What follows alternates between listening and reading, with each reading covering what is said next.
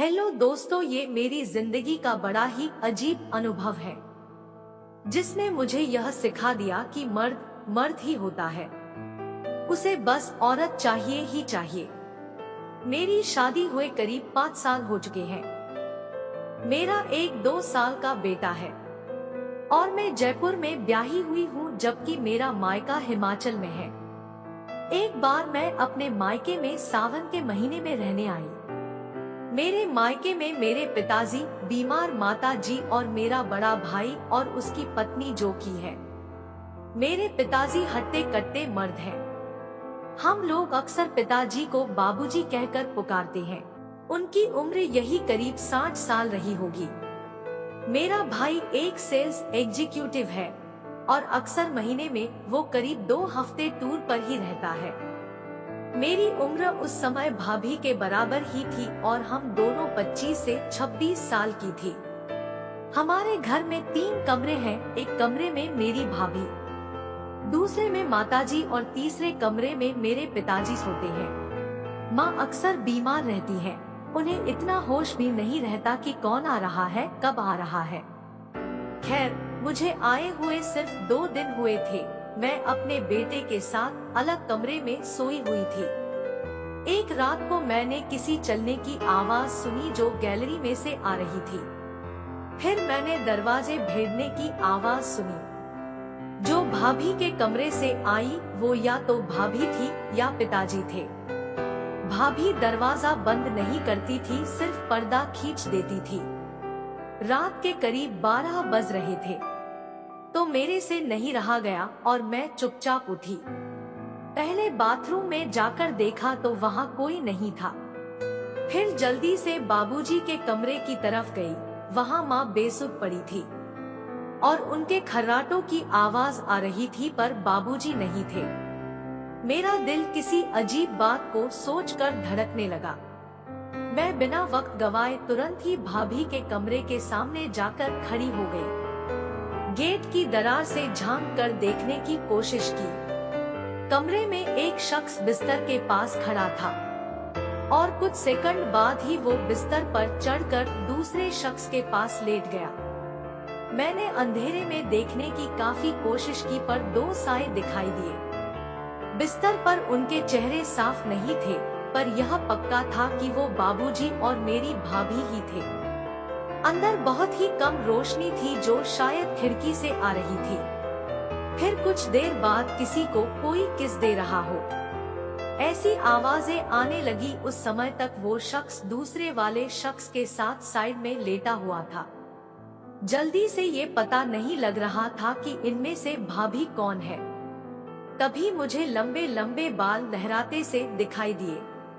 अब पता चला मुझे कि मेरी वाली साइड बाबूजी थे और भाभी दूसरी तरफ थी। बाबूजी के हाथ भाभी के ऊपर चल रहे थे। फिर कुछ देर बाद इधर वाला शख्स दूसरे के ऊपर लेटने की कोशिश करने लगा और फिर कपड़ों की सरसराहट सुनाई दी। मुझे भाभी की साड़ी ऊपर होती हुई दिखी। इसके बाद भाभी की एक गहरी आवाज सुनाई दी और फिर ऊपर वाला शख्स धीरे धीरे अपने पीछे का गालियारा हिलाने लगा। इसके बाद कमरे में अजीबोगरीब आवाजों का शोर बढ़ता जा रहा था। अब तस्वीर साफ हो चुकी थी। मेरे बाबूजी मेरी भाभी के साथ अपना काम कर रहे थे। किवाड़ों की दरार से अब दिखने लगा था कि बाबूजी कुछ देर बाद भाभी के हाथ दबा रहे थे। शायद भाभी पर बाबूजी भरी पड़ रहे थे। मेरी बेचैनी इतनी बढ़ गई थी कि मेरा मन भी बेईमान होने लगा और मुझे अपने पति की जरूरत महसूस होने लगी।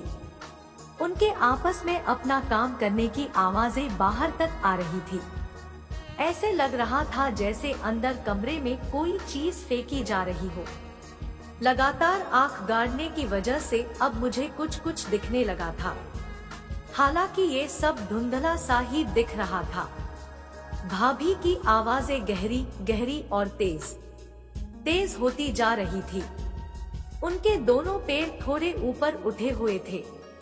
बाबूजी पूरी जी जान से भाभी के साथ में लगे हुए थे। अचानक भाभी की एक गहरी दबी सी आवाज निकली और इधर मेरी नगरी से गंगा जल बह रहा था। बाबूजी ने भाभी के दोनों पैर उनके सिर की तरफ मोड़ रखे थे और जानवर की तरह लगातार किए जा रहे थे। यह देखकर मेरे तन में आग सी जलने लगी। सांसों का तूफान का सैलाब उठने लगा था और फिर कुछ सेकंड के लिए ऐसा लगा कि सब कुछ थम सा गया। फिर भाभी ने अपने आप को सीधे कर लिया और बाबूजी पास में लेट गए। अब दोनों की सांसों की आवाजें धीरे धीरे कम होती जा रही थी। इस सब काम में बाबूजी को लगभग 15 मिनट लगे थे। करीब 2 मिनट बाद बाबूजी बिस्तर से उतर कर जाने लगे।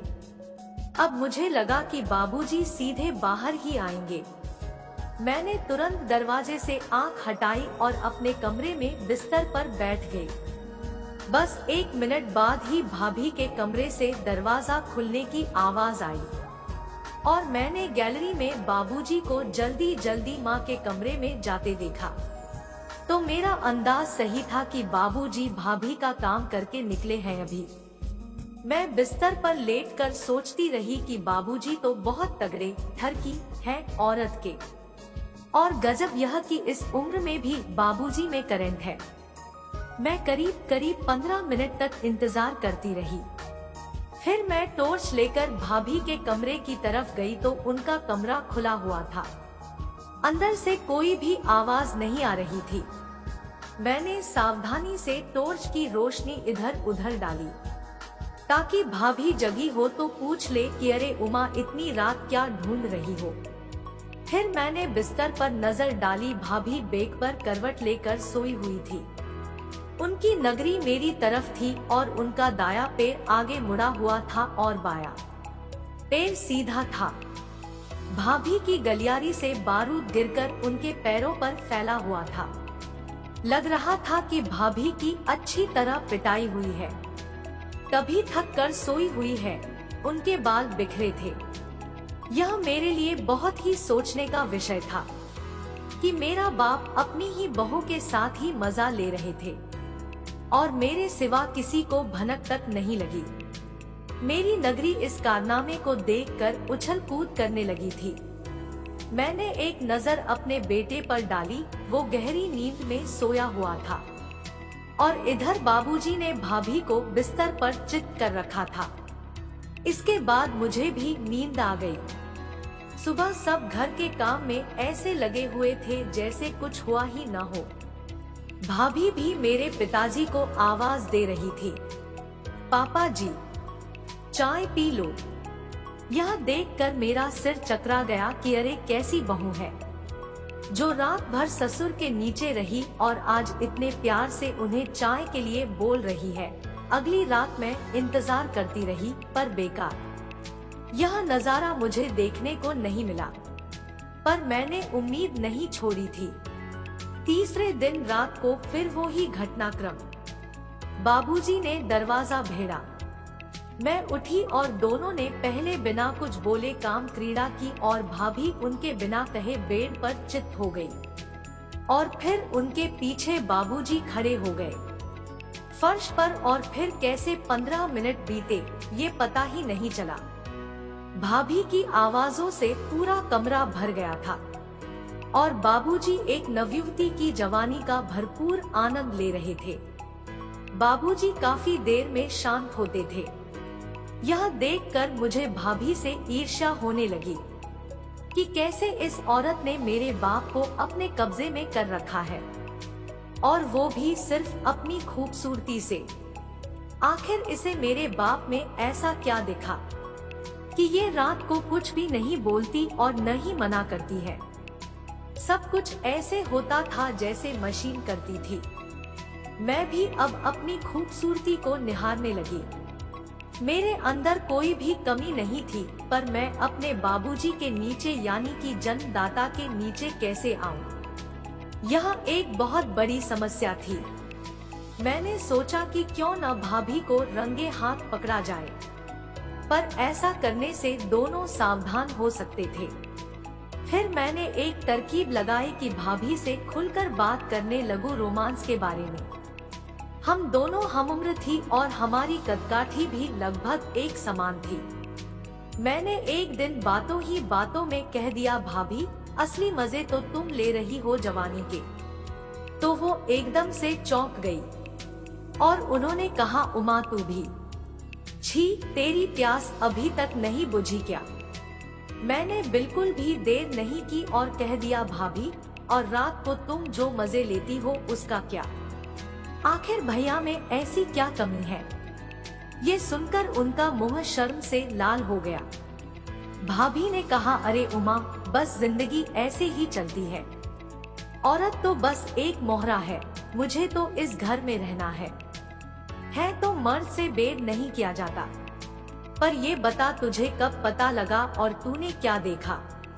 मैंने उन्हें सब कुछ बता दिया। साथ ही मैंने तुरंत बात संभालते हुए उन्हें कहा, भाभी अगर कोई चीज मजा देती है तो उसे मिल बांटकर खाने में क्या बुराई है? भाभी ने कहा, उमा देख तू मेरी सहेली पहले है ननद बाद में। देख पहले तो जोर जबरदस्ती करी थी पापा जी ने एक रात को, और मैंने तुम्हारे भैया को डर के मारे नहीं बताया, और फिर धीरे धीरे मुझे भी आदत हो गई उनकी। भाभी आगे बोली, पर तेरे तो बाबूजी हैं, तेरे अंदर इतनी हिम्मत। मैंने कहा, भाभी अभी कुछ नहीं कह सकती, पर तुम ही कोई रास्ता बताओ। फिर भाभी ने जो कुछ कहा वो सुनकर मेरे रोंगटे खड़े हो गए। उन्होंने कहा, देख ऐसा कर, तेरे बेटे के साथ मैं सो जाऊंगी और 2 दिन तक मैं उन्हें कोई भी बहाना बनाकर रोक कर रखूंगी, और तू ऐसा करना कि मेरे बेड पर मेरे कपड़े पहनकर लेट जाना। वो कुछ भी बात नहीं करते हैं, बस प्यार करते हैं और फिर अपनी प्यास बुझाकर चुपचाप चले जाते हैं। मुझे भाभी का यह सुझाव बहुत अच्छा लगा, पर ख्याल आया कि सुबह क्या होगा। मैंने भाभी को ये बात बताई तो उन्होंने कहा, अरे सुबह की सुबह देखना। और फिर 2 दिन बाद मैंने उनकी वो नारंगी रंग की साड़ी पहनी, ठीक रात को सोने से पहले। भाभी मेरे कमरे में चली गई और मैं उनके कमरे में। मेरा दिल धड़क रहा था कि मैं ये क्या कर रही हूँ, पर मेरी चिड़िया में चुलबुलाहट हो रही थी जो बाबूजी ही मिटा सकते थे। मैं रात को वैसे ही अपनी गलियारी दरवाजे की तरफ करके लेट गई। मेरे से टाइम काटे नहीं कट रहा था कि तभी मुझे दरवाजा बंद करने की आवाज आई और फिर कोई मेरे पीछे आकर लेट गया। मुझे उसकी सांसों से एक तेज गंध आई जो दारू की गंध थी। बाबूजी ने दारू पी रखी थी। बस फिर बाबूजी मुझे भाभी समझकर धीरे धीरे अपना काम करने लगे। मेरा रोम रोम आनंद के मारे पुलकित हो रहा था। ऐसा तगड़ा पहलवान मैंने पहले कभी नहीं लिया था। अब न बाबूजी को होश था और न मुझे, और आखिरी पलों में तो मैं जैसे किसी स्वर्ग की सैर कर रही थी। बाबूजी पूरी ताकत लगा रहे थे और अब मुझे मुश्किल हो रही थी। मुझे लग रहा था कि बाबूजी का पहलवान कोई साधारण पहलवान नहीं है, क्योंकि आज तक मुझे पहले कभी भी इतना आनंद नहीं आया था। उसके बाद बाबूजी अपना काम करके उठे और अपने कमरे में चले गए और मैं अपने कमरे में चली गई। दोस्तों ये कहानी आपको कैसी लगी कमेंट में बताएं। धन्यवाद।